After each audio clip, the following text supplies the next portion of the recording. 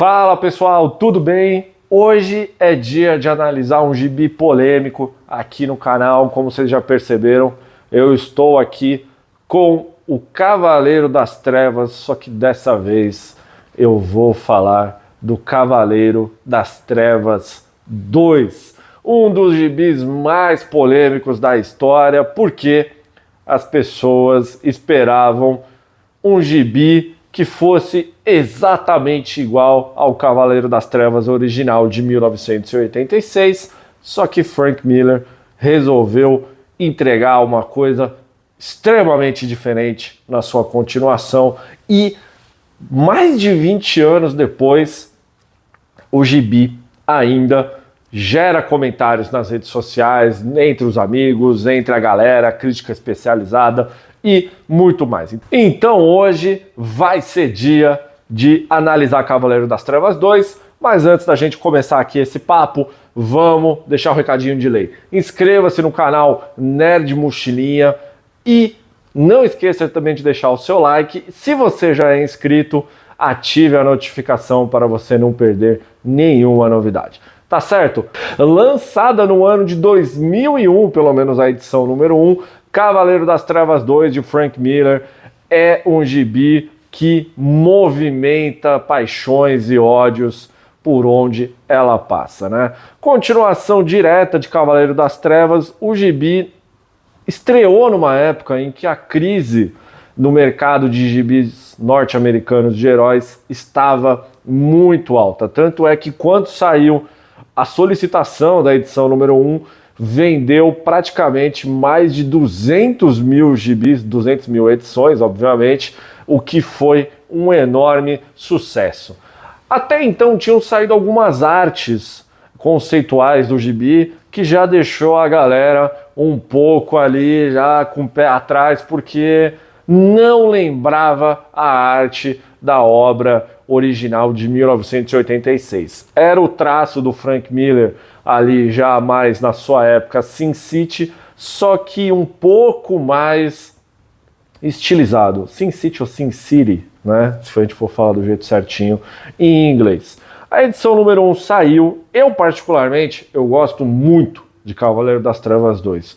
Eu acho que Frank Miller acertou bastante em não ser uma cópia da obra de 1986. Ele tentou fazer algo diferente, embora as páginas iniciais elas abordem, elas mostrem coisas que lembram muito ali a obra original, né? Nós temos ali um claro totalitarismo, né, que também já estava ali meio que, de certa forma, até um pouco escancarado ali na mini original. E, mais uma vez, a imprensa ela é extremamente censurada, tanto pelo governo quanto também pela questão dos anunciantes. Isso fica muito claro ali nas páginas iniciais, principalmente quando o Jimmy Olsen ele começa a reclamar e um jornalista fala: cara, não se esqueça do nosso papel, da nossa responsabilidade junto aos anunciantes, né? Que é uma crítica, principalmente do Frank Miller, ao estado em que a imprensa se encontrava ali naquele momento, e agora, mais do que nunca, ela fica muito clara na questão de patrocínios, de, enfim, conteúdos que não possam ferir o interesse de grandes empresas, né? A gente tem aqui no gibi também um estado policial e uma censura muito forte em que eles não podem continuar falando do Superman e também até de certa forma de outros super-heróis. No cenário que a gente tem em Cavaleiro das Trevas 2, edição número 1, os heróis eles continuam não atuando nesse universo, restando apenas o Superman, né? Todo mundo tá ali vivendo a sua vida, seja no planeta Terra ou fora dela. Eu gosto muito de um trecho em que o Jimmy Olsen ele clama pelo retorno dos heróis, né? E é muito interessante que, assim, se você for parar para pensar que boa parte dos heróis, quase todos, com raríssimas exceções, eles são da classe trabalhadora, né? Toda vez que há uma revolução em qualquer parte do mundo, ela é feita pela classe trabalhadora. E Jimmy Olsen, ele clama pelo retorno dos heróis, daqueles trabalhadores para a população mundial, os proletários ali com poderes para salvar o mundo, mas quem resolve começar a mudar toda a história ali, parar o totalitarismo existente no mundo, é o super-herói bilionário, né? Não deixa de ser uma grande ironia, mas é muito interessante acompanhar isso. Tem uma coisa que me agrada muito logo na primeira edição, que é toda a sequência com o Ray Palmer, né? O nosso famoso Átomo ou Electron, como você preferir, que ele está sendo mantido preso em uma placa de Petri ali, graças aos seus poderes. Eu acho que toda essa sequência que o Frank Miller constrói, mostrando como que está a vida do Electron, até o momento em que ele recupera os poderes dele, eu acho uma sequência espetacular. Eu acho que ali o Frank Miller, ele demonstra a total narrativa e domínio da narrativa que ele possui ali naquelas páginas maravilhosas, até aparecer ali a Carrie Kelly, né? A então Robin, que vira a garota gato ali, né? A mulher gato, vamos dizer assim, acho que é garota gato, né? E tem uma coisa que me incomoda muito ali nessa parte, especificamente na roupa da Carrie Kelly, que é o seguinte: quando saíram as artes conceituais mostrando, claramente o Frank Miller, ele tinha desenhado todas as pintas ali, né, da onça, da roupa de onça que a mulher gato usa, manualmente. Então, na hora que você pega a edição número 1 ali do Cavaleiro das Trevas 2, você percebe que foi a colorização digital da Lynn Varley que fez. O Frank Miller, ele desenhou a roupa em branco, deixando para a colorista acrescentar ali aquelas pintas, o que eu particularmente eu acho que perdeu muito o charme. Quando você compara a versão preliminar junto com a versão que saiu, perde uma grande força ali na arte, mas também eu gostaria de elogiar toda a questão da velocidade e o senso de urgência que o Frank Miller ele conseguiu colocar ali na fuga do Ray Palmer, ali junto com a Mulher Gato, que é muito boa. A gente já parte para uma sequência com o Superman, né? O Superman, na visão do Frank Miller, ele é o herói responsável por manter o status quo, né? Por manter todo aquele status que está independente se ele é bom ou não, né? É uma visão interessante, que fica muito claro que naquele momento o Superman ele não sabe como, ou ele não tem forças para mudar a situação, né? Fica muito claro todo o regime totalitarista que existe, ele apenas sendo o único super-herói autorizado a existir. Na época da minissérie original, ele era já uma espécie de um empregado de luxo do governo norte-americano, e aqui a situação ela fica ainda mais clara. Então a gente tem um Superman um Superman extremamente cansado, sem força, e que apenas serve ao grande bem, né? Que necessariamente não é um grande bem assim, visto como é que está o mundo. Também na edição número 1 é muito interessante que o Frank Miller ele deixa uma crítica de como é que é a cobertura da grande imprensa para determinados eventos, né?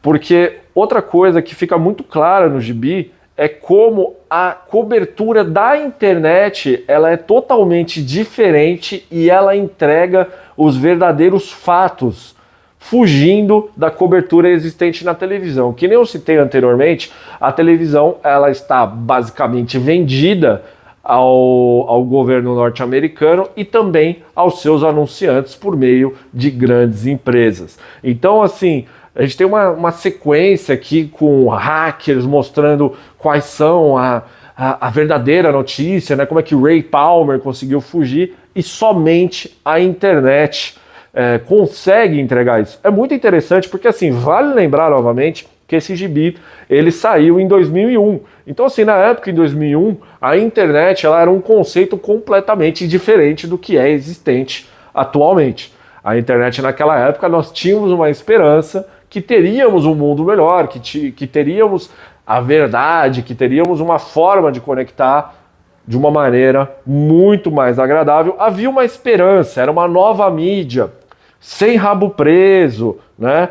E também vale falar que a edição número 1, ela foi produzida anteriormente ao 11 de setembro, embora ela tenha saído depois do 11 de setembro, porque a primeira edição ela saiu em dezembro de 2001 e o 11 de setembro aconteceu em setembro, obviamente, né? Então vale reparar nisso. Que nem eu falei, quem manda no mundo é o presidente, e o presidente é Lex Luthor, né? O grande vilão, aí um dos grandes vilões da história da DC. Gostei muito ali também do nome do presidente de mentira, né? O presidente ali de computação gráfica, que é o Press, né? O Press Rickard, que é uma homenagem também ao personagem Press da década de 70. Então foi uma pequena piadola que o Frank Miller ele acabou colocando ali no gibi.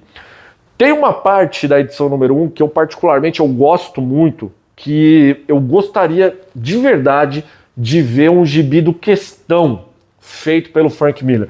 Porque assim, o Miller ele consegue introduzir o Questão de uma maneira muito interessante aqui, né?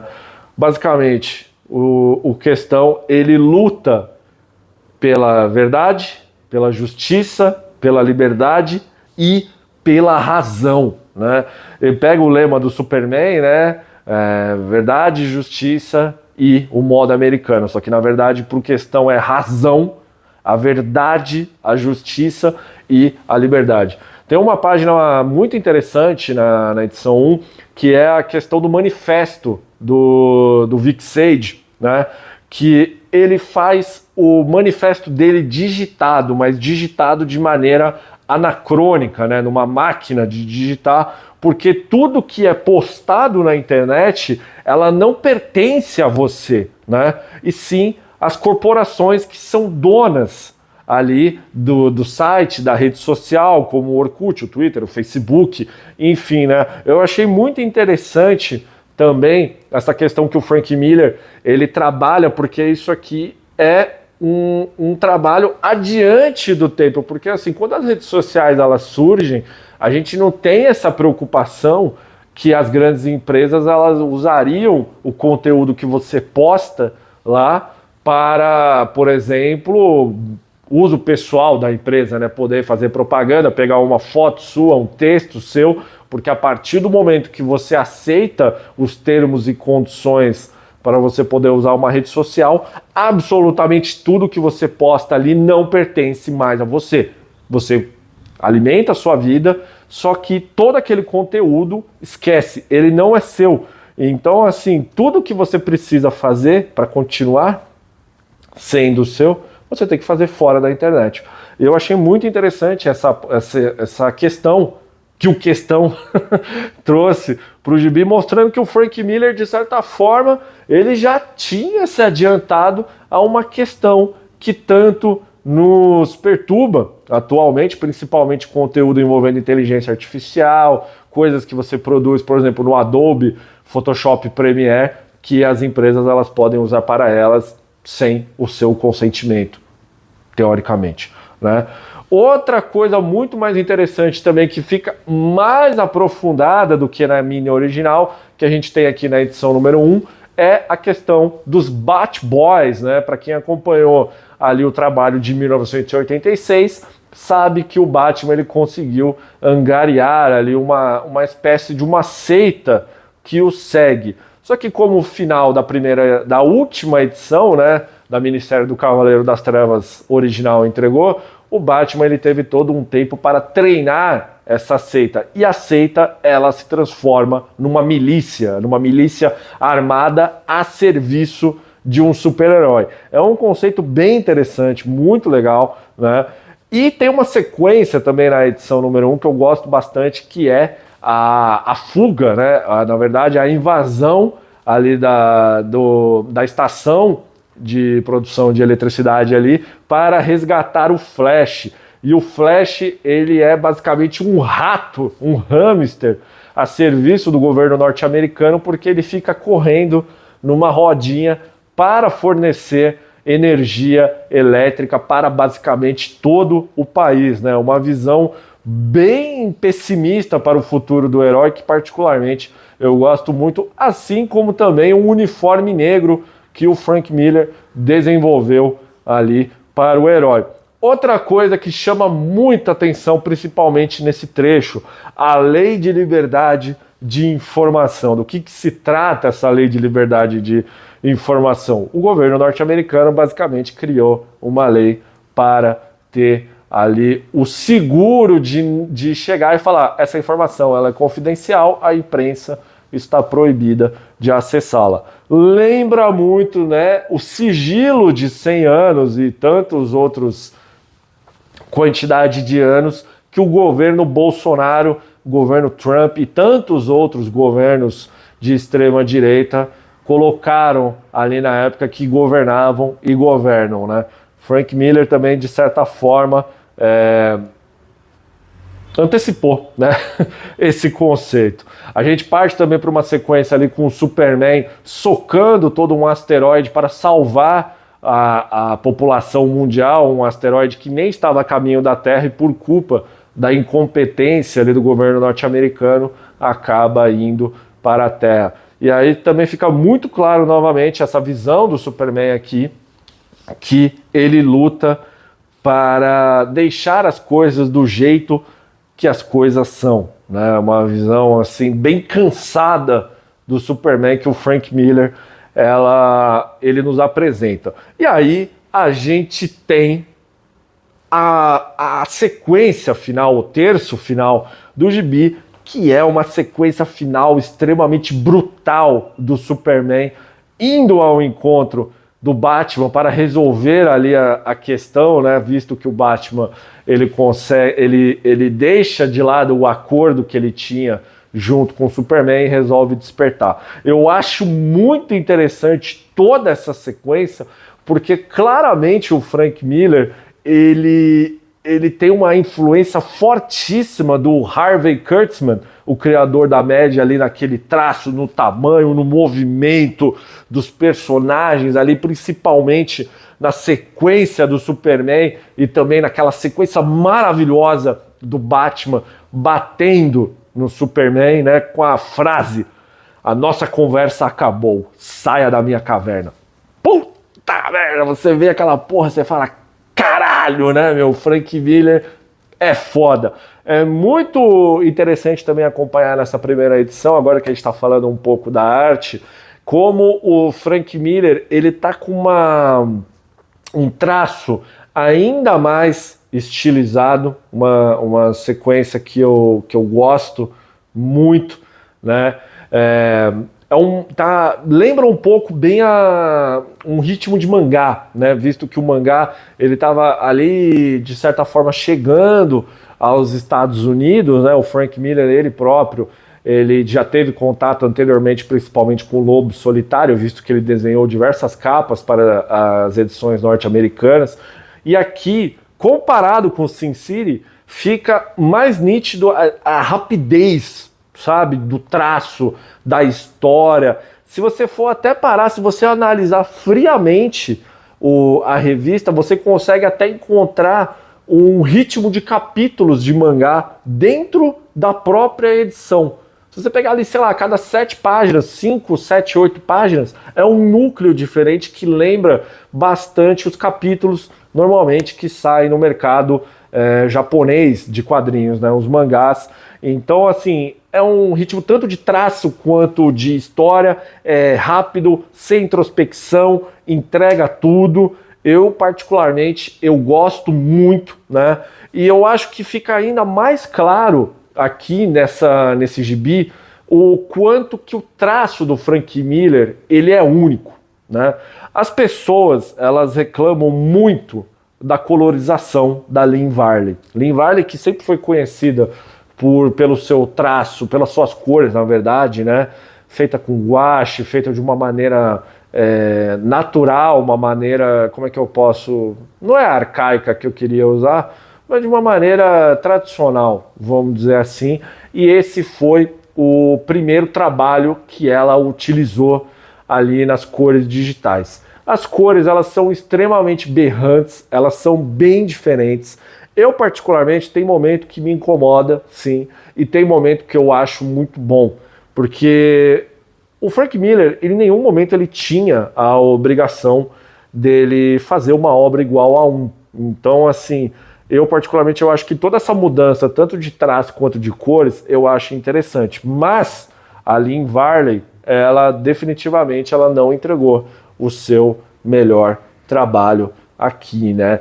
E outra coisa que eu queria comentar da arte também fica muito claro aqui, tanto na edição 1 quanto nas posteriores, de como o Frank Miller ele é um cara único, né? As pessoas reclamaram, falando que o traço estava feio, que as mãos estavam gigantes, que não sei o que, mas é sério, pega a sequência da fuga do Ray Palmer, ali da cadeia dele, pega toda a sequência também da fuga do Flash e a sequência final também com o Superman sendo espancado.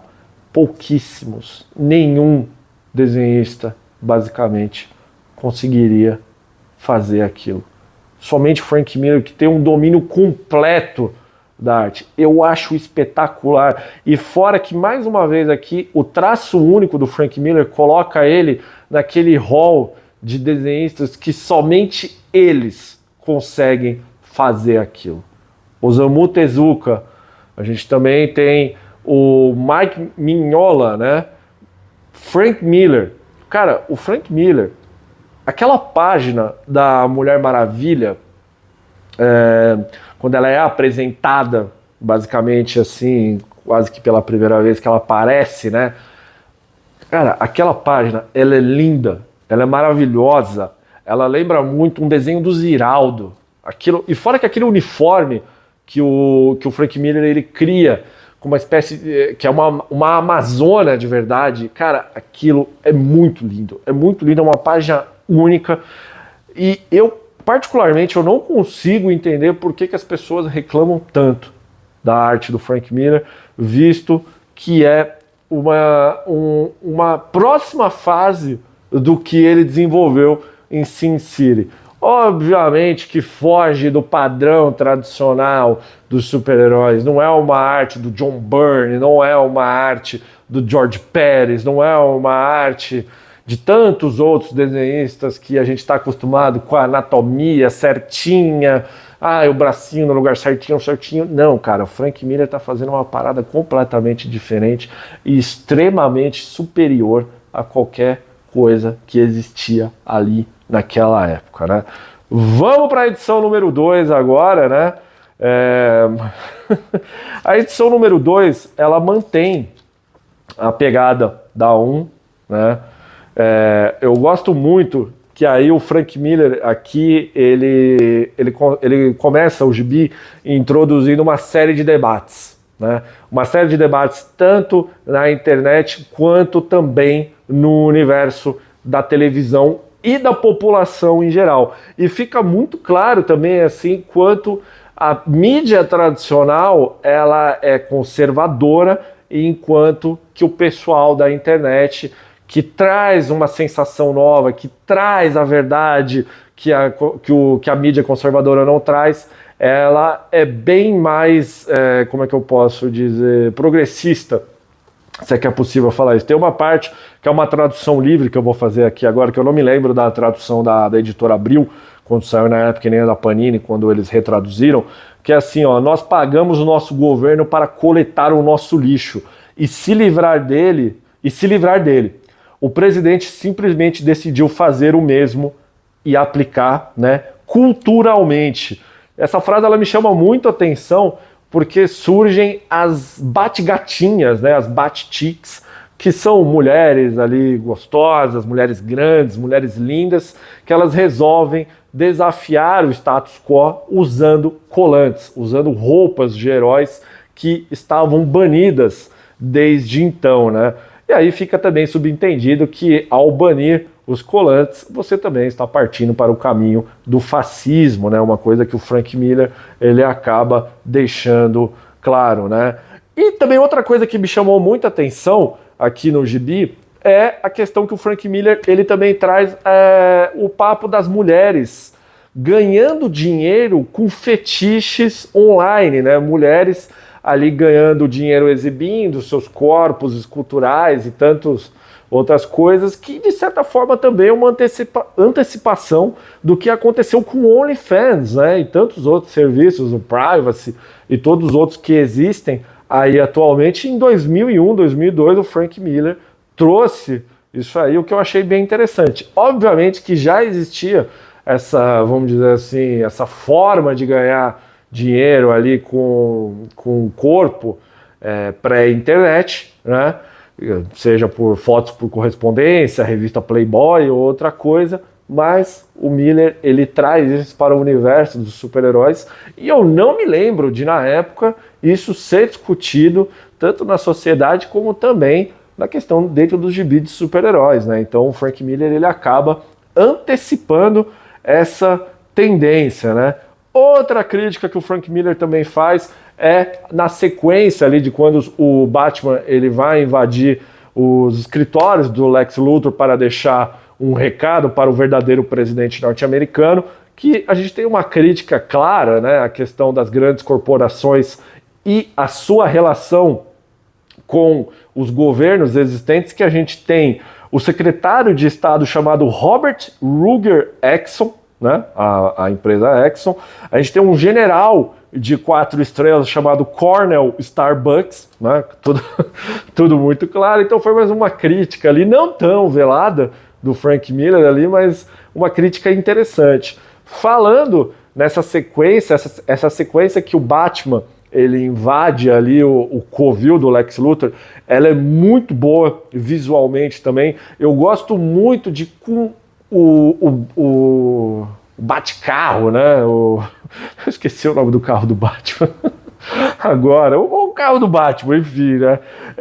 Como ele consegue desenhar o veículo com pouquíssimas linhas, né? Uma coisa meio Alex Toth, assim, uma coisa bonita, sabe?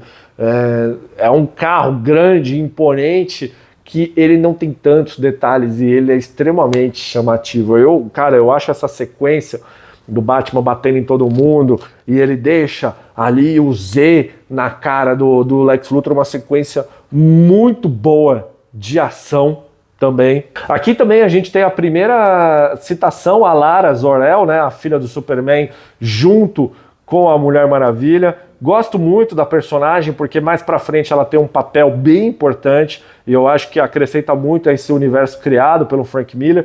E tem uma sequência linda que o Frank Miller ele faz, uma sequência de amor, uma sequência de sexo, uma sequência mostrando toda a imponência dos super-heróis ali, que é quando o Superman e a Mulher Maravilha se encontram e a nossa Amazona, ela acaba revitalizando o Superman. Cara, tem uma página linda que é o Superman, ele segurando, né, abraçando a Mulher Maravilha, eles se beijando.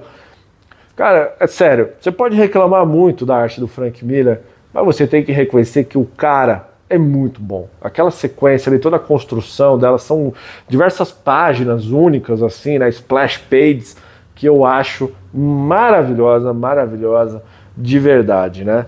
A gente tem também aqui uma parte que eu acho que particularmente eu acho que eu entendo na verdade quem é que reclama, né, dessa sequência, que é quando o Luthor e o Brainiac eles percebem que a população não tá botando muita fé no trampo deles e eles resolvem criar uma arapuca, uma cortina de fumaça para desacreditar os Superman e os super-heróis de Colan, né, de uma maneira única. É muito interessante, né, que essa questão da cortina de fumaça, algo tão comum também agora atualmente, na era das redes sociais, também é colocada aqui de uma forma que vale a gente dar uma pensadinha, né, de como certas situações dos governos são criadas pelos governos que né, mandam em nossas vidas, né, vamos dizer assim. Eles criam cortinas de fumaças para atrapalhar e para tentar tirar o foco do que realmente eles querem que ninguém veja, né, que eles não querem, na verdade, que alguém veja. Muito antes de Trump, muito antes de Bolsonaro e tantos outros aí existentes, né? Olha, tem uma parte que eu acho que essa parte ela é o ápice graficamente falando do gibi, que é toda aquela sequência do Batman e a equipe dele indo para o Asilo Arkham para liberar o Homem Borracha. Cara, tem as duas páginas, que aquela página que ela tá de lado do Batman junto com o Homem Elástico e a seguinte dele escalando o muro do asilo, ela é maravilhosa. Essas duas páginas são maravilhosas. Toda a construção da história, até a libertação do Homem Borracha, também é ali, cara, muito foda mesmo. Frank Miller, demais. E aqui a gente tem uma parte que é o ponto mais fraco do gibi, que eu acho que o Frank Miller, eu não sei o que ele quis fazer, para ser muito sincero, que é a introdução do Coringa. Para quem acompanhou a mini original, sabe que o Coringa original, né, o Coringa, ele acabou morrendo, pegando fogo, enfim, ali no finalzinho da minissérie original, e a gente tem um novo Coringa aqui na Cavaleiro das Trevas 2. Eu acho esse ponto mais fraco, porque assim, a gente tem um Coringa matando tanto o Guardião quanto o Rastejante, numa sequências que eu acho que elas não conversam com o que está sendo trabalhado ali. O que é isso? É um serial killer de super-heróis? O Coringa está a serviço do governo norte-americano? O que é? Sabe? Eu acho que o Frank Miller ele errou muito. A gente também tem uma sequência do Superman bem esgotado ali na luta, né? Ali da cortina de fumaça. Uma briga bem interessante do Batman contra o Flash, dele discutindo ali ideias, e o Batman chega que guerras na verdade são travadas por crianças, né? Uma sequência bem conservadora, né? Assim, do pensamento do Batman, né? É engraçado que para um cara que ele tá fazendo uma revolução, ele de certa forma ele tem umas ideias um pouco esquisitas, né? Se você for parar para pensar, aí que eu acho bem interessante. Tem uma página dupla da Diana em cima de um cavalo também, que é lindíssima, né, dela com um raio na mão ali, um raio que foi introduzido também ali pelo Photoshop. Acho que o Frank Miller poderia ter feito melhor, mas eu acho essa página bem bonita, de verdade. Também temos a sequência do Questão com o Caçador de Marte, né, o nosso Ajax, o marciano, em que o Coringa ele também acaba matando o Caçador utilizando elementos nazistas. Cara, é impressionante, assim, que se você for analisar atualmente esse gibi, ele antecipa muita coisa que está acontecendo aí na nossa época atual. É bem interessante mesmo. E chega a parte do gibi em que a Lara Zor-El, ela acaba, né, aparecendo para o mundo, toda a sua juventude, para dar um up ali no Superman, que também vai ao encontro do que o Batman acabou falando anteriormente, né, que guerras se fazem com crianças. Isso fica ainda mais claro quando a gente tem a sequência de Thanagar, né, ali que o casal Mulher Gavião e o Gavião, sei lá, esqueci o nome dele agora, o Hawkman, o Homem Gavião, esqueci o nome, gente, perdão. Eles acabam morrendo e o Batman ele acaba recrutando os filhos ali dos heróis, mostrando mais uma vez que guerras se fazem com crianças, se fazem com jovens, porque se for depender, vamos dizer assim, da falta de vontade das pessoas mais velhas, revoluções não acontecem, né? E a gente tem ali o final da edição, que eu acho que essa parte ela também tem um problema na questão da arte, porque a gente tem a volta dos supers, né, dos super-heróis, é sexy ser herói, é o início da revolução, mulheres, né, com a liberdade sexual também ali por meio das Bat-Chicks ali também acontecendo. Só que essa página, esse final, eu acho que ele é bem ruim, graficamente falando, porque novamente o Frank Miller ele deixou para a sua então esposa Lynn Varley resolver a questão. A gente tem a sequência ali do Arqueiro Verde soltando as flechas para mostrar que o Batman, Bruce Wayne, ele não morreu e a revolução irá começar, né? Só que assim, tem todo um problema que o Bat-sinal com o símbolo do Batman, ele foi feito no Photoshop.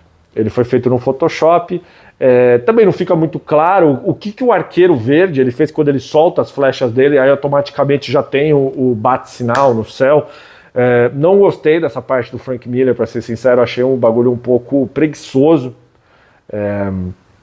E também tem a questão que o símbolo do bate-sinal ele está literalmente no meio do gibi. Né? Quando você faz uma arte bem no meio do gibi, você sabe que na hora que você vai abrir, você não vai conseguir apreciar a arte ali da maneira correta. Então eu achei uma escolha ruim graficamente do Frank Miller em relação a toda essa parte, né?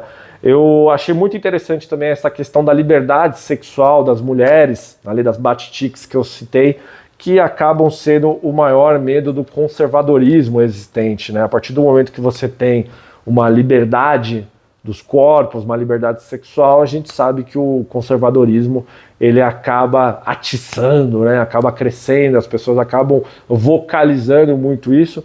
Isso é um tema muito presente também na edição número 2. Agora a gente chega na parte final, né? A edição número 3, e essa edição ela foi produzida depois do 11 de setembro. E também ela foi produzida após as reclamações dos leitores em relação tanto à arte quanto às cores. Eu acho que uma coisa que fica muito perceptível nessa edição é de como houve sim uma melhora nas cores em relação às edições anteriores.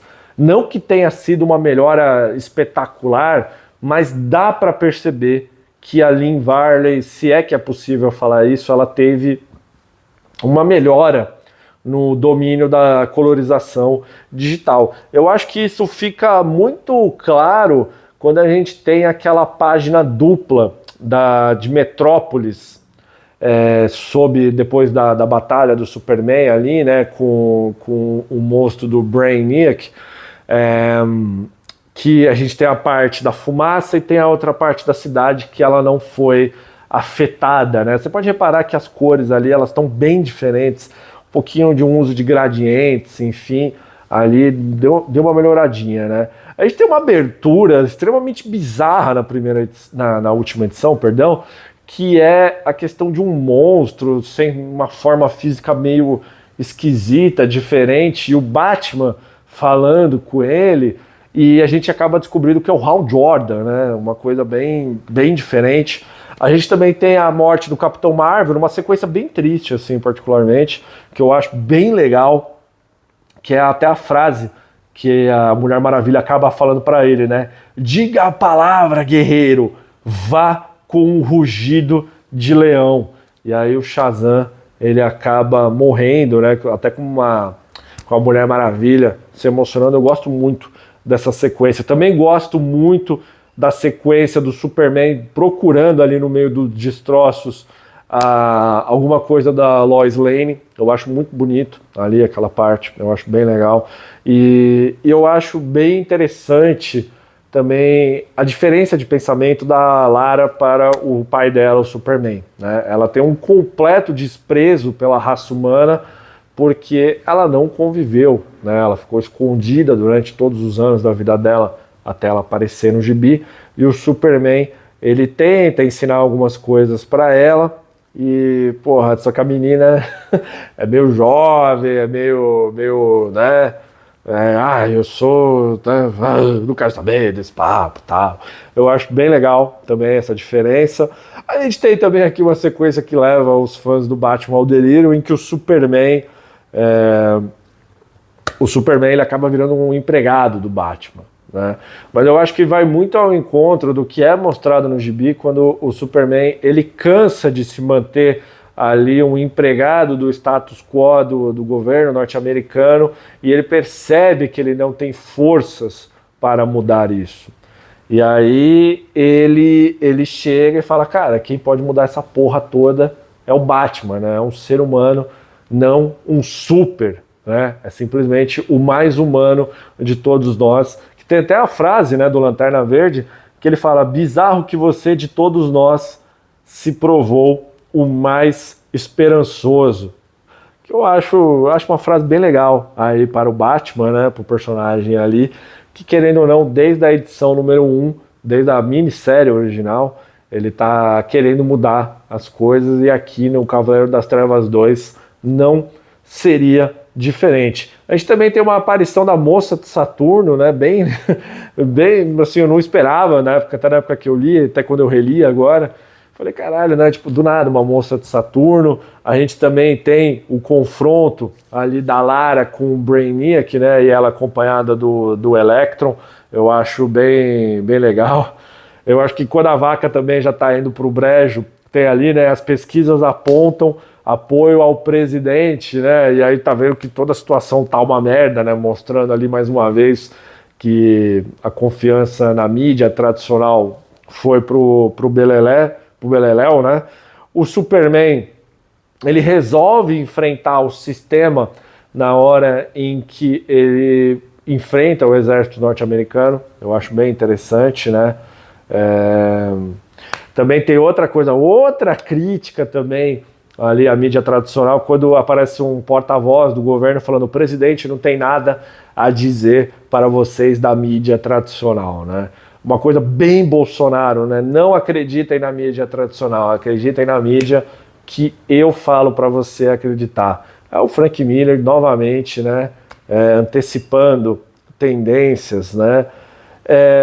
Uma coisa também que fica muito clara aqui no final dessa edição 3 é que o Superman, ele de certa forma, ele perde a humanidade dele. Eu acho que faz sentido dentro da história que o Miller constrói, mas eu senti um pouco de falta de desenvolvimento e de certa forma também eu acho que isso não condiz com o personagem Superman, né? Então assim, eu tenho uma crítica sim a essa visão do Superman que o Frank Miller ele tem aqui no 2. Eu acho que ele acerta em algumas coisas, mas tem hora que o autor ele não acerta tanto assim. Gosto muito da sequência também que o Lanterna Verde ele salva a Terra, né?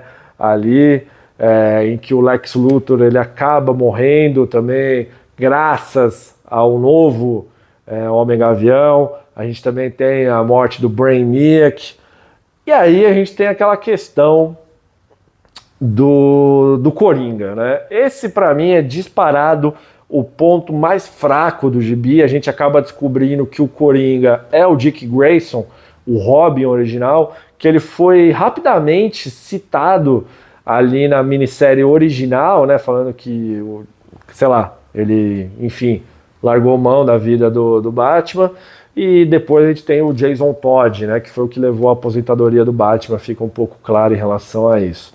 Então assim, a gente tem a volta do Dick Grayson, na verdade a primeira aparição do Dick Grayson dentro desse universo, que eu acho que é bem merda, sabe? Ali toda aquela sequência final também, que ele acaba morrendo, né?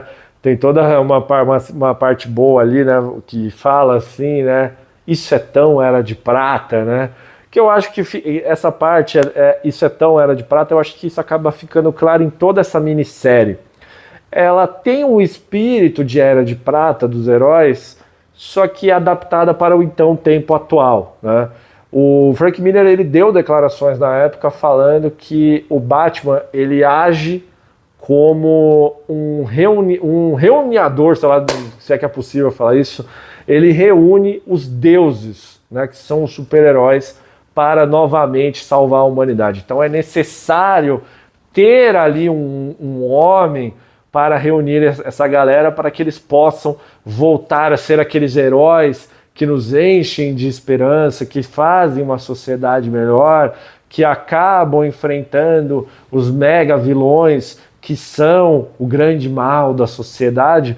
Então esse gibi ele tem sim um espírito da Era de Prata e eu acho que é bem legal. Eu acho que é bem legal porque o Miller ele pega isso, ele atualiza ali para a época dentro desse universo do Cavaleiro das Trevas, porque se você for pegar o Cavaleiro das Trevas 1 quanto 2, é uma sociedade extremamente pessimista.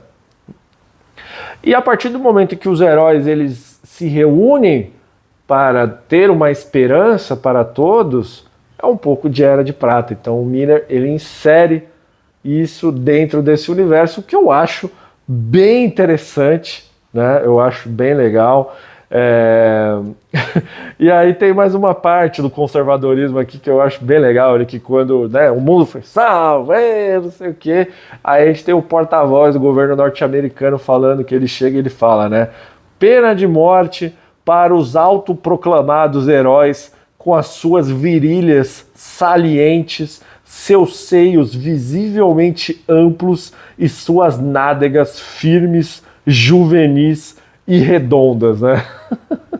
Mais uma grande crítica do Frank Miller, né, ao conservadorismo, eu acho muito legal isso, bem legal. A gente também tem ali o Arqueiro Verde versus o Questão, na questão das ideologias diferentes.